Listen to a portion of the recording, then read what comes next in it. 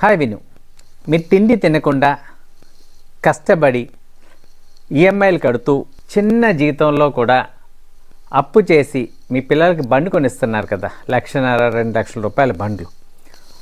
So అలాంటి parents కోసం ఈ వీడియో చూడండి ఒకసారి. అది స్పీడ్గా వెళ్ళే బైక్స్. ఈ బైక్స్ మీద హెల్మెట్లు పెట్టుకోకుండా రేసింగ్లు చేస్తూ బండి మీద వెళ్తున్నారు. అసలు చాలా విద్యార్థులు లైసెన్సే ఉండదు, కొంతమందికి ఏజ్ కూడా అవ్వ ఉండదు. Under age driving is a crime అని చెప్తున్నాం.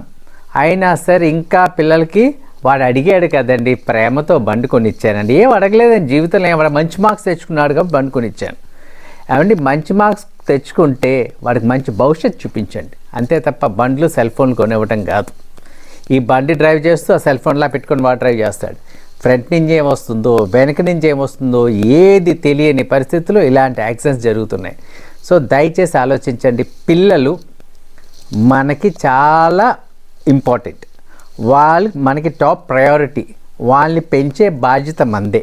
వాళ్ళని పెంచే తరుణంలో గిఫ్ట్స్ ఇచ్చి కాదని వాళ్ళు ప్రేమించవలసింది, మంచి మెమరీస్ ఇవ్వండి, మంచి జ్ఞాపకాలు ఇవ్వండి.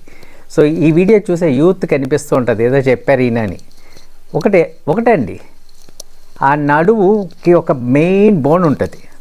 యాక్సిడెంట్లో అది ఇరిగిపోయి మంచం మీదే అన్నీ అవుతాయి చూసారా.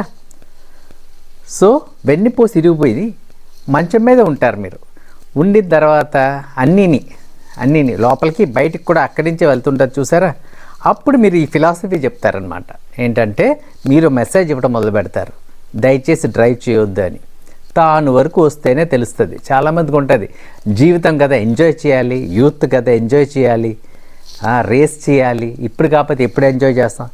ఎంజాయ్ చేయొద్దని చెప్పట్లే, ఎంజాయ్ చేయండి.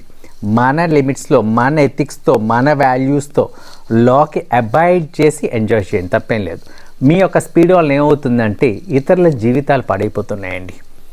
ఎన్నో జీవితాలు నాశనం అయిపోతున్నాయి. మీరు కాకపోతే అవతల వ్యక్తి యాక్సిడెంట్ గురవుతుంది. దయచేసి పిల్లలు అడిగారు కదా అని చెప్పి బండి ఇవ్వకండి. Under age driving is a crime. ఇంకొక విషయం పేరెంట్స్ తెలుసుకోవాల్సింది ఏంటంటే, మీరు మీ వాహనాలు మీ పిల్లలకి అండర్ ఏజ్ డ్రైవింగ్ చేసే పిల్లలకి ఇచ్చినట్లయితే మీరు జైలు పాలవుతారు. ఇది ఫర్ షూర్.